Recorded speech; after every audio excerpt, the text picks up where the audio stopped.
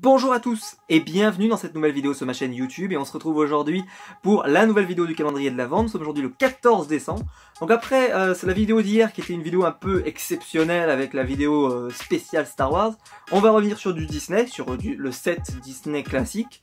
J'espère que la vidéo vous a plu en tout cas hier parce que c'était une vidéo un peu spéciale mais avec une pop vraiment extraordinaire. Donc je pense que ça valait le coup de faire un petit un peu hors série comme ça. Dans le calendrier de l'Avent Disney, puisque Star Wars c'est partie de Disney, donc je pense que j'espère que ça vous a plu en tout cas. J'ai plutôt des bons retours en tout cas depuis le début sur ce calendrier de l'Avent, j'ai des bons retours sur la figurine pop de Barbossa San Diego Comic Con. À la 20e, il y a une autre San Diego Comic Con qui arrive, donc voilà, restez à l'écoute. Et donc aujourd'hui on va parler d'une nouvelle pop donc pour ce 14 décembre, avec une figurine d'un personnage féminin. Donc j'ai très peu de personnages féminins dans ma collection Disney, parce que étant un garçon c'est vrai que j'ai plus de souvenirs avec les personnages masculins que les personnages féminins, c'est comme ça. Et donc là, c'est un des rares personnages féminins que j'ai parce que elle fait partie d'une des licences que je vous ai déjà présentée, pas loin une fois, deux fois, avec 3 fois. Donc c'est la dernière en fait du premier set de Pirates des Caraïbes que je vous ai pas montré, puisque vous vous souvenez, je vous ai présenté Jack Sparrow, je vous ai présenté Davy Jones et je vous ai présenté Barbossa San Diego Comic Con. Je vous invite à aller revoir chacune de ces vidéos, elles sont toujours disponibles si vous les avez ratées. Et donc aujourd'hui, on va parler de la pop, donc du 4e personnage qui était sorti de la première vague, et il s'agit de Elizabeth Swann. Et on se retrouve donc tout de suite après le générique pour la voir.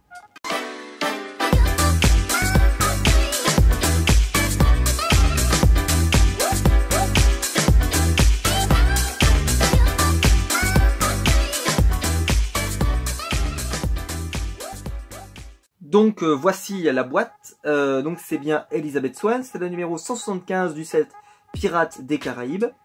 Donc, comme je vous l'avais montré, on avait donc bien, je vous ai présenté Jack Sparrow. Cette version de Barbossa, je ne l'ai pas parce que moi j'ai la version Comic Con. Vous avez Davy Jones, que je vous ai déjà montré, qui est vraiment magnifique. Je vous encourage à aller la revoir si jamais vous l'avez raté, parce qu'elle est vraiment extraordinaire cette pop. Et donc aujourd'hui, la pop qui est peut-être la moins réussie du set.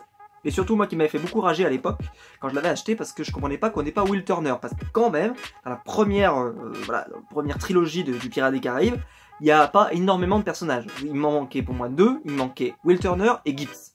Voilà. Sinon, on les avait à peu près toutes. Sinon, on aurait pu prendre aussi pas mal d'autres personnages, Lord Cutler Beckett, tout ça. Mais je pense que il manquait au moins Will Turner, qu'on a eu dans le set suivant. Heureusement qu'il est apparu dans le film d'après, parce que sinon, on n'aurait jamais eu une pop de Will Turner. Ce qui aurait été quand même vraiment dommage. Donc la boîte est toujours, déjà je l'avais pas bien précisé, mais la boîte est super belle je trouve, avec cet effet un peu de peinture d'ailleurs, enfin j'ai trouvé que c'était plutôt très réussi. Et donc, je vais vous présenter la pop, donc qui n'a pas, parce qu'elle fait partie donc des anciennes, parce qu'elle est numéro 75, donc elle n'a pas de socle, c'est un personnage féminin qui n'a pas de socle. Puisque je vous le montre, par exemple, vous n'avez pas de trou dessous, donc c'est pas qu'il manque ou quoi que ce soit, c'est qu'il n'y a pas de socle. Et malheureusement, et donc elle tient pas très bien debout, malheureusement, elle tient mais c'est pas ouf, faut pas trop faire bouger le meuble quoi, parce que sinon elle tombe. Sinon je la trouve plutôt réussie. Donc c'est vraiment la Pirates des Caraïbes, hein, c'est vraiment la représentation du 3, hein, c'est pas celle du 1 où elle est avec sa sorte de grande robe voilà, de nobiliaire. Non, elle est plus dans une tenue voilà, de pirate, hein, on va pas se mentir. D'ailleurs, voilà, c'est vraiment cette tenue-là que je préfère. Moi, je préfère celle-ci, même si la première est un peu plus iconique, je pense, mais celle-ci, je la trouve sympa. Le chapeau est plutôt réussi, ceci étant dit, quand ils avaient sorti les pop, ils n'avaient pas mis de chapeau pour Jack Sparrow, alors qu'ils ont mis un chapeau pour elle. Voilà, bref, c'est pas forcément toujours d'une logique imparable, alors que pourtant le chapeau a une symbolique assez forte dans Pirates des Caraïbes. Voilà, je suis resté un peu parfois sur les choix de Funko, c'est parfois un peu bizarre. Mais sinon, elle est réussie cette pop.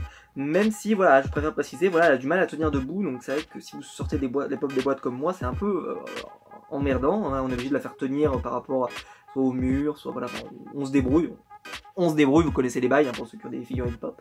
J'essaie de vous montrer un peu plus l'arrière. Mais voilà, mais elle est très jolie, j'ai pas de défaut de peinture aussi. Je trouve qu'il y a pas mal de détails sur, voilà, sur la robe, voilà, une sorte de ceinture comme ça. Enfin, je trouve qu'elle est plutôt détaillée cette pop. Donc voilà, vu que c'est un personnage qui est essentiel dans la mythologie de Pirates des Caraïbes, il me la fallait. Donc voilà, je la fais tourner une dernière fois. Oui.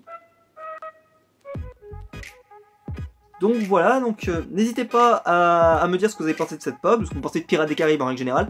Laquelle du set aussi vous avez préféré, parce que je vous ai présenté toutes les pop du set, à part celle de Barbossa classique. Si vous préférez aussi Barbossa classique ou la Barbossa New York Comic Con, n'hésitez pas à le dire. N'hésitez pas donc à mettre un pouce bleu à la vidéo si elle vous a plu, n'hésitez pas à vous abonner pour ne pas rater toutes ces vidéos. Je sors une vidéo tous les jours pour le calendrier de l'Avent à 10 h, donc pour ne pas la rater il faut être présent à 10 h ou alors vous abonner et activer la cloche, comme ça vous préviendra quand la vidéo elle sort. Mais voilà, vous le savez, pour les calendriers de l'Avent c'est tous les matins à 10 h, donc on se donne rendez-vous demain sans faute pour une nouvelle vidéo à 10 h. Ciao!